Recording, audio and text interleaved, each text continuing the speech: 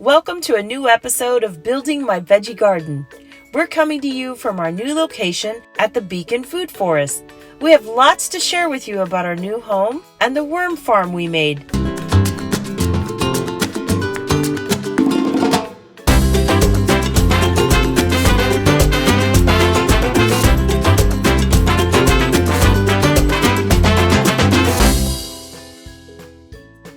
Welcome to our new garden. For the past few months, we've been building a new garden at the Beacon Food Forest in Central Florida. The Beacon Food Forest is home to about 30 gardeners and thousands of fruit trees, medicinal plants, and vegetables. Having our garden in a forest is almost like growing our vegetables in the wild. Let's take a look at what we've been doing. For the past 3 months, we've been busy growing purple sweet potatoes, blue butterfly pea flower, epazote, sweet mint, basil, black-eyed peas, tender sweet orange watermelon, roselle, dragon fruit, and chipoline. We were fortunate to have inherited a papaya tree, Cuban oregano, passion fruit, and other trees around our garden. Having all these plants made us think of our need to have an organic fertilizer that can benefit all kinds of plants, including vegetables, flowers, fruit trees, and herbs. The fertilizer also needs to be affordable. The answer was easy to find. Worm castings, because they are a plant superfood. They provide plants with nitrogen, phosphorus, and potassium, essential nutrients for plants. They also provide other minerals for plants like iron, sulfur, zinc, copper, and calcium. And by making our own worm farm, we can have affordable worm castings. Vermicompost is a fancy word that refers to the process of taking your kitchen scraps, feeding it to worms, and getting worm castings or worm manure. This process takes place on a worm farm. Compared to traditional composting, vermicompost is better because it contains higher quantities of nitrogen, phosphorus, and potassium. Does this mean that we will stop composting? No, it means we will have more than one way to help us amend our soil. And this way is affordable, organic, reduces more waste going into landfills, and takes up less space than traditional composting. Making a worm farm was the right thing to do for our new garden. These were the things we needed and used to build it. 2 recycled buckets, 1 piece of screener, 100 worms. Red wriggles are the best kind of worms for a worm farm. 1 brick of coconut coir, compost, 1/3 of a bucket, 1 drill.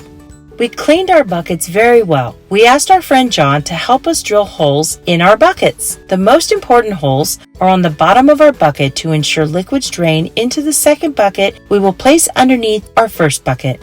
We also needed holes to allow air in our worm farm, so John drilled some holes on the top edge of the bucket and the top of the bucket.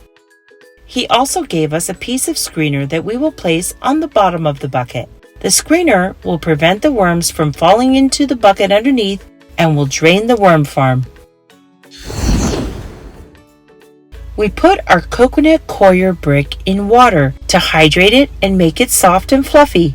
This is important because in the first 2 days, our worms fed on it. We mixed it with our compost, making sure it was moist. Now for the fun part.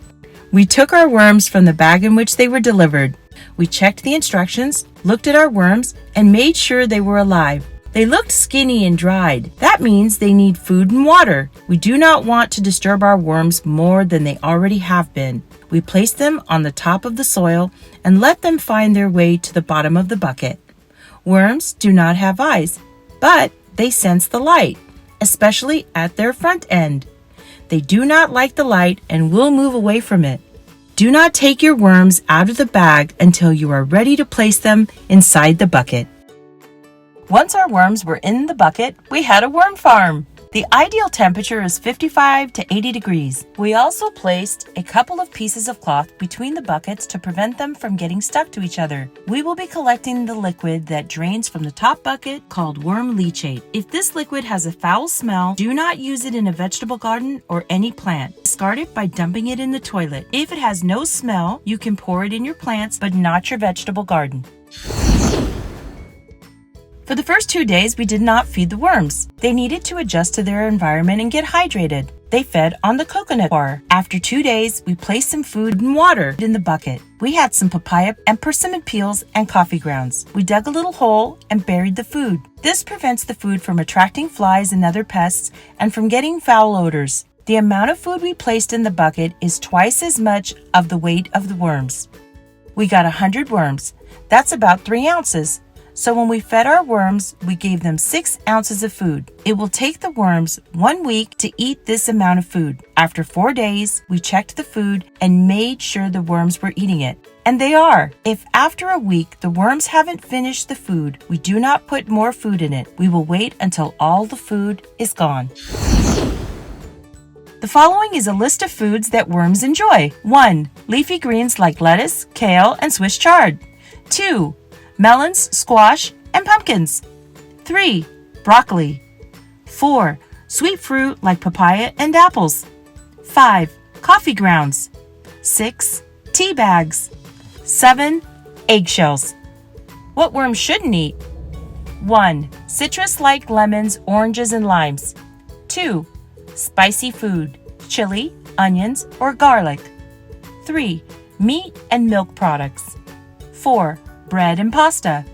5. Cooked or processed food. 6. Oils and oily food.